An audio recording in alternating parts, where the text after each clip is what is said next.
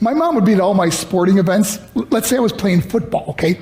My mother would be on the sidelines, and if the play on the field started going one way, my mother would run along like, Mark, get him, get him. I'd be like, oh my gosh.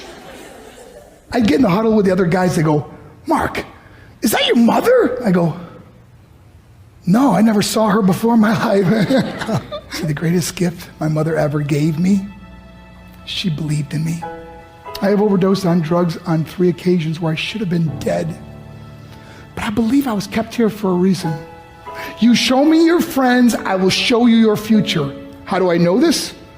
I hung out with losers, and I became the biggest loser of them all because I gave up everything I dreamt about as a little boy because of who I chose to surround myself with. My friends would drive me home at 2, 3, 4 in the morning. We'd be drunk and high, laughing in the car.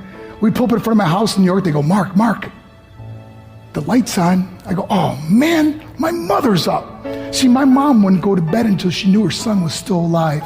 I'd walk in, she'd say, hi, Mark, how was your night? I go, it was good, Mom, I'm just gonna go to bed. She goes, can I talk to you for a minute? I go, Mom, I'm tired, I'm just gonna go to bed. She goes, Mark, I haven't seen you all day and all night. Can I please talk to you? I said, man, just leave me alone. You bug me. I'd slam my bedroom door on the one person who believed in me.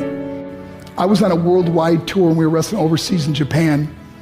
After my wrestling match, I went upstairs in my hotel room and I fell asleep. There was a knock at my door at 3 o'clock in the morning. I got out of bed and I looked through the safety window and I could see it was a Japanese promoter. So I opened the door and he said, Mark, you need to call home. There's been an emergency. I went and got on the hotel room phone. I called back to the United States and said, hey, what's going on? They said, Mark, I don't know how to tell you this. I said, just tell me what happened.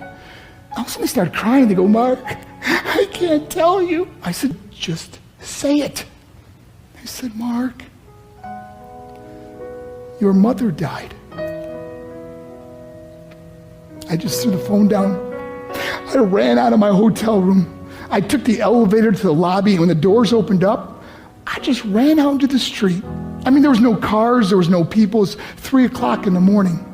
And I walked down the middle of a street in Hiroshima, Japan, and I remember looking up and just saying, Mom, I am so sorry. I flew home for her funeral, and I was so nervous to walk up to her casket, so I just stood way in the back. And I kept looking from a distance. I kept thinking to myself, Mom, please wake up. Please get up. And then I finally got the nerve to walk up to her. And as I got closer, I could see my mom for the first time. I mean, she was so beautiful. She was dressed in white. I mean, she looked like an angel. And I just stood over her and I said, Mom, you are my hero. Everything I am, everything I hope to be was because of you. You loved me so much. You gave me a life. You're the only one that ever believed in me. How did I repay her? By getting drunk, by getting high, by getting stupid, by hanging out with losers. For what? All she ever wanted to do was talk to me. I wish I could talk to you now, Mom. I wish you could see what I'm doing. Why couldn't I have been a better son? We are defined by our choices. But if you surround yourself with people involved in drugs and alcohol and pills, it's a dead end. I'm not here to preach to you. I'm here to tell you I lived that life. It leads to broken hearts, broken relationships, broken dreams, and death. For what? To get high? If you have a mother or a father, when you go home, tell them how much you love them. See, my whole life was about being rich and famous. I had to be a millionaire. I had to win the race. I had to win the race at the expense of my marriage, my family, my friends. For what?